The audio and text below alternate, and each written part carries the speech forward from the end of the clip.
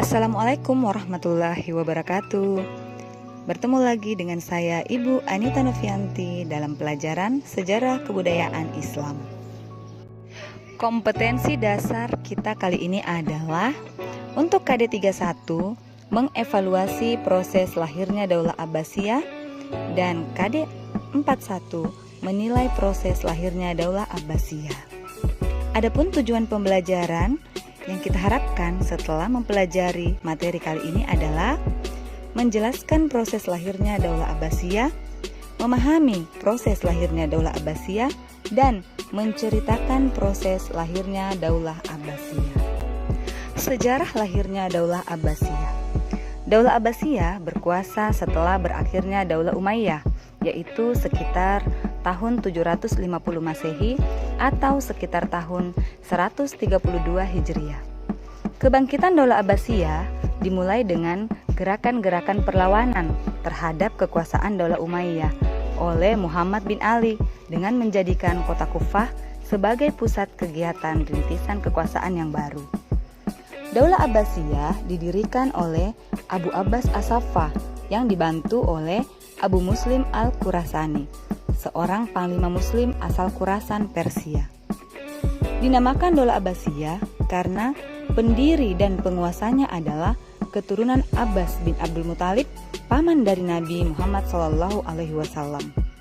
Kota Baghdad dijadikan sebagai kota sekaligus pusat kegiatan dalam menjalankan roda pemerintahan. Periodisasi kepemimpinan Daulah Abbasiyah dibagi kepada 5 periode.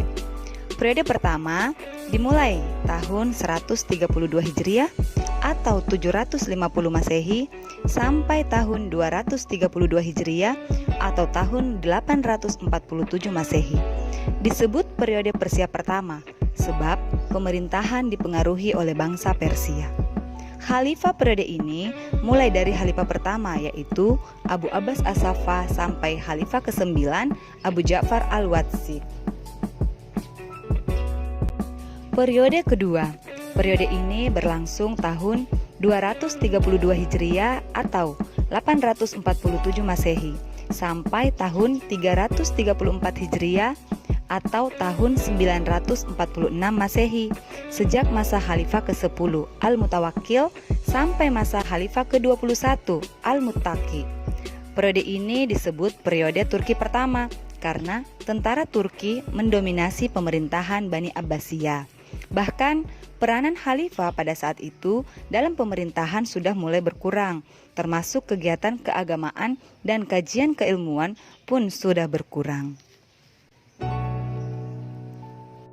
Periode ketiga.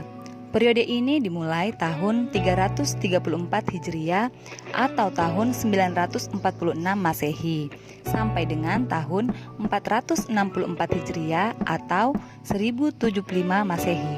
Sejak berdirinya Daulah Buwayhi sampai masuknya Seljuk ke Baghdad. Periode ini dimulai pada Khalifah ke-22 yaitu Khalifah Al-Muqtafi sampai Khalifah ke-25 Al-Qadir.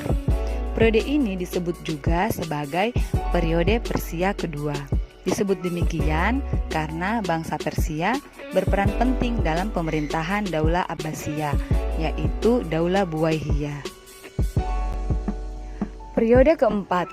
Periode ini berlangsung dari tahun 464 Hijriah atau 1075 Masehi sampai dengan tahun 623 Hijriah atau 1225 Masehi.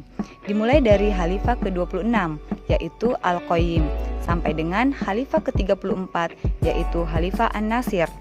Periode ini diawali sejak masuknya Daulah Seljuk di Baghdad, dipengaruhi oleh bangsa Turki kedua. Disebut demikian karena bangsa Turki berperan penting dalam pemerintahan Daulah Abbasiyah. Pada periode ini, para Khalifah Abbasiyah memiliki kekuasaan penuh dalam bidang politik dan keagamaan. Hanya saja, wilayah kekuasaannya tidak seluas masa sebelumnya, karena hanya meliputi wilayah Irak dan sekitarnya. Periode terakhir adalah periode kelima. Periode ini berlangsung dari tahun 623 Hijriah atau tahun 1225 Masehi sampai dengan tahun 656 Hijriah atau tahun 1258 Masehi.